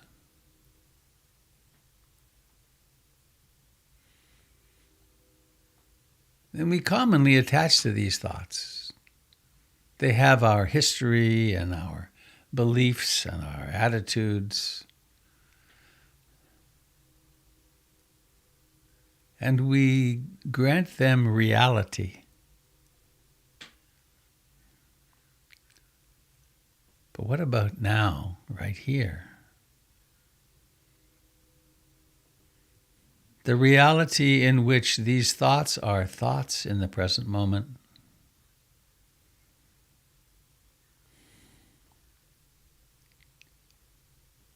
Notice the body. Where does it exist? Is it actually out there, or is your experience of it in consciousness?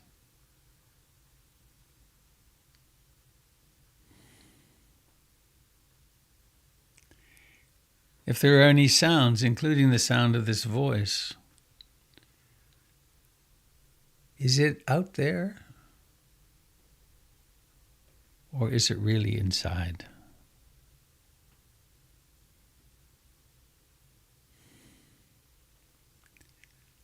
And so letting ourselves relax into the present moment.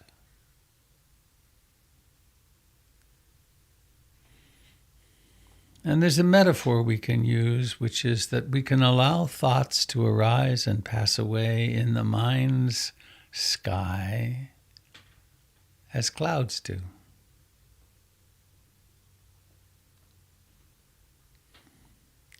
And there's a term called big mind.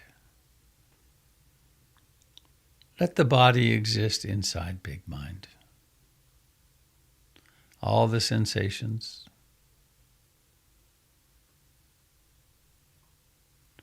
all the old injuries and challenges, all in big mind.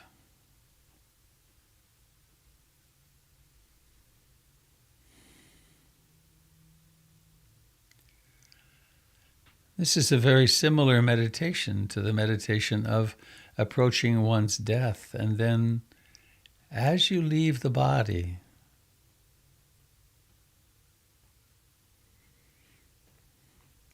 noticing the ephemeral nature of everything about the earth. Family, friends, relationships, all the things you worried about, all the things you took outrage about and suffered about. Where do they all exist? In mind.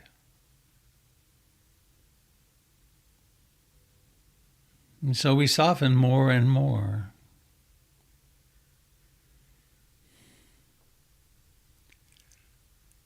And it becomes obvious that the past is a class of thoughts. The future is another class of thoughts.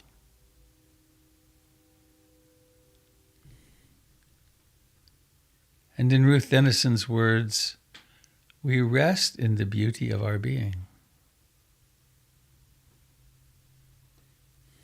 with nothing to achieve, nothing to get rid of, nothing to improve, nothing to be upset about.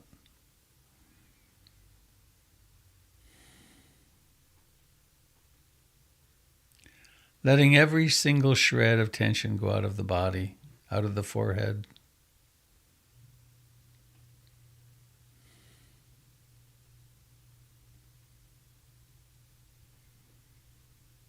Big mind, soft belly.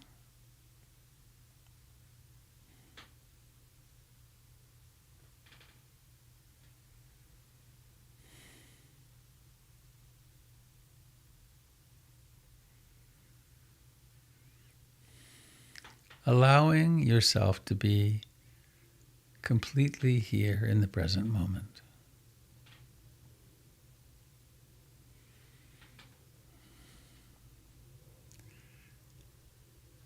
And now perhaps noticing your body touching the chair, and bring awareness into the eyes, and then let the eyes open and practice seeing.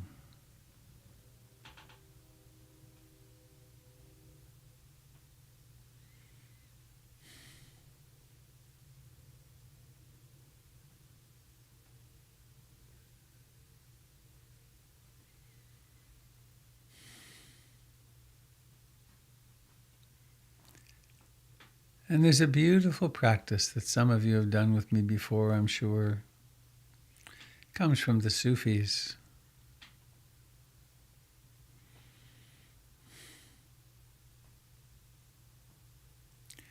The words are Ya Shakur.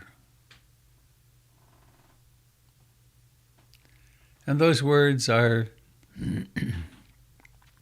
it's one of the 101 beautiful names of God from Islam, Ya Shakur.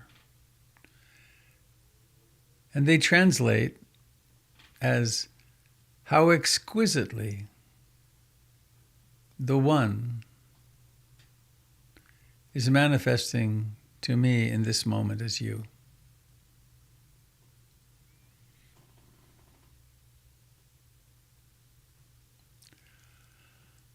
What if there really is only one consciousness?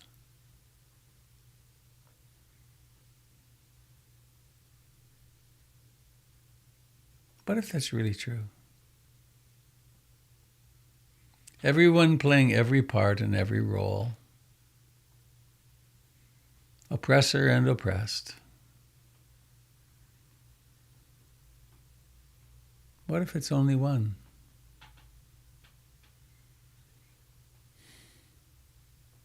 Doesn't mean we couldn't stand up for the weak or couldn't offer our lives to some cause. But to remember that there's only one. And the Ashokura practice goes like this. We take our hands to our hearts, and then we fill them with all the love we have to spare. And then we say, Ya Shakur, and we offer that to each other. Ya Shakur. But before we do it, let's not do it as some kind of rote something. What if it's like a prayer or an aspiration? I really want to see you as me in another form. That's my prayer, my aspiration. So let's do that 5 or 10 times.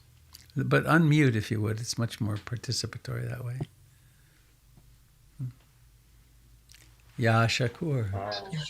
Ya Shakur. Ya Ya Shakur. Shakur. Ya Shakur. Ya Shakur. Ya Shakur. Ya Shakur. Ya Shakur. Ya Shakur. Ya Shakur. And one time to yourself. Ya Shakur. Thank you, dear friends. May you find some great peace for your day today and rest in the beauty of your being. Namaste. See you soon. Namaste, all. Namaste. Good